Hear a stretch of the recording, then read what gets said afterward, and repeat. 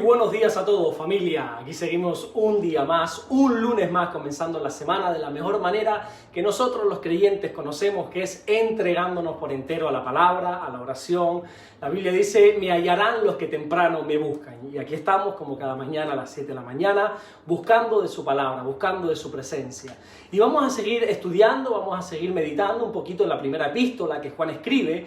Ya vamos por el capítulo 2 y vamos a leer de nuevo el versículo 18 y el 19. 2 versículos nada más vamos a leer en esta mañana. Dice así: hijitos, ya es el último tiempo, y según vosotros oísteis que el anticristo viene, así ahora han surgido muchos anticristos. Siempre les digo, por favor, no tengan prisa a la hora de leer la Biblia, sean cuidadosos, noten los detalles. Juan está hablando de un anticristo y de anticristos en plural, ¿verdad? Dice, han surgido ahora muchos anticristos, por esto conocemos que es el último tiempo. Salieron de nosotros, pero no eran de nosotros, porque si hubiesen sido de nosotros, habrían permanecido con nosotros, pero salieron para que se manifestase que no todos son de nosotros. El viernes, mi pastor José Manuel Sierra nos hablaba de este personaje que la Biblia habla, llamado el anticristo. Y aprendíamos bastante acerca de quién es, de quién será esta persona. Pero fíjate cómo Juan nos habla también en plural y dice anticristos. Te voy a explicar esto de una manera muy rápida y sencilla. Es cierto que en los últimos tiempos va a resaltar una persona que la Biblia le pone ese título de anticristo. Pero en cierta manera también hay muchos anticristos. Anticristo significa literalmente oponerse a Jesús. Todo el que se oponga a Cristo, le haga la guerra, se oponga al avance del Evangelio o cosas similares, son oponentes a Jesús, son anticristos. Pero no solo eso, sino que aquel que persiga a la iglesia o a algún hermano en particular, también se le considera un anticristo, también es un oponente al Señor, y te lo voy a explicar con un ejemplo muy claro. Nuestro amadísimo apóstol Pablo, ¿verdad?, del que tanto hemos hablado en estos devocionales, antes de ser ese hombre usado por Dios, ¿tú sabías que era un perseguidor de cristianos? Los perseguía hasta darles muerte.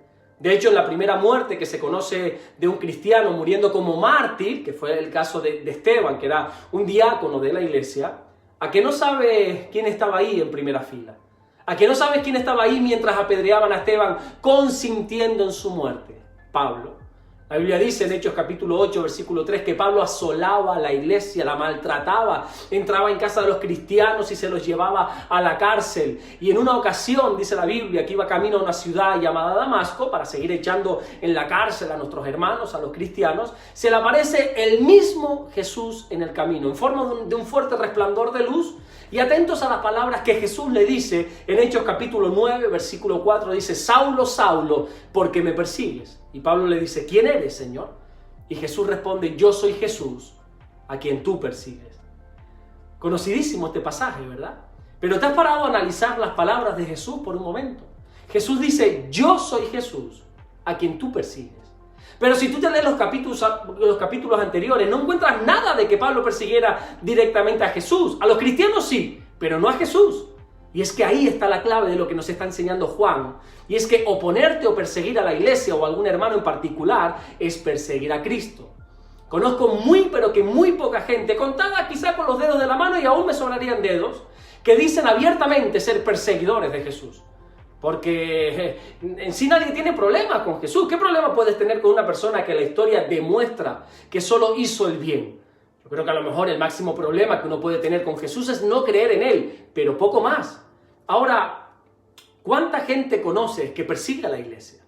Que se opone a la iglesia. ¿A cuántos conoces que persiguen a cristianos en particular? Pero ojo a lo que dice Juan, porque él no habla de anticristos que no conocen a Dios, no habla de los impíos, sino de gente que un día formaron parte de la iglesia. Por eso dice, salieron de nosotros, pero no eran de nosotros. Juan está hablando de gente que un día formó parte de la iglesia del Señor, o que por lo menos asistían o pertenecían a una congregación. ¿Conoces gente así?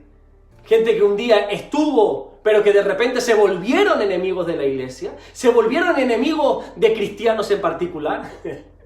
Yo te podría estar contando aquí anécdotas para aburrir, de todas las que quieras, de cómo supuestos hermanos me han amenazado, injuriado. Yo he recibido insultos de estos supuestos hermanos, que no te puedes ni imaginar, pero bueno, un sinfín de cosas que no quiero perder el tiempo más en estos personajes. Pues Juan nos está diciendo que aunque un día formaron parte de la iglesia, la realidad es que nunca fueron parte de la iglesia. Esto nos enseña varias cosas. Entre ellas es que todos los que hoy se llaman cristianos no lo son. A ti no te hace cristiano decir que eres cristiano, no te hace cristiano, a ti te hace cristiano creer en Jesús y vivir como Jesús vivió. Por eso Juan termina diciendo, ustedes tienen la unción del Santo, la unción de Jesús que te hace conocer todas las cosas, dice Juan. Cuando uno tiene la unción de Jesús, sabe quién es y quién no es verdaderamente un cristiano, por mucho que se disfrace de tal.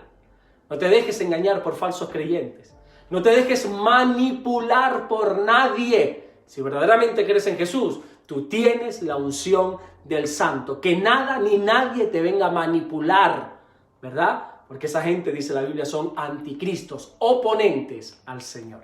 Amén. Vamos a orar en esta mañana, a darle gracias al Señor. Gracias te damos porque tú eres bueno, Señor. Gracias por tu misericordia. Gracias porque tú eres bueno siempre, Señor.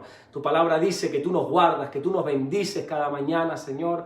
Y te ponemos delante de ti todo lo que somos y todo lo que tenemos un día más. Nuestra familia, nuestras vidas, matrimonios, hogares, nuestras economías, nuestra salud, Señor, lo ponemos delante de ti para que nos bendigas, Señor. Porque reconocemos que sin ti no somos nada. Gracias, Señor, por todo lo que estás haciendo, por todo lo que vas a hacer. Gracias por este fin de semana maravilloso que hemos tenido, lleno de actividades, lleno de reuniones donde hemos glorificado tu nombre. Gracias por tanto que tú estás haciendo, Señor. Te bendecimos en el nombre de Jesús.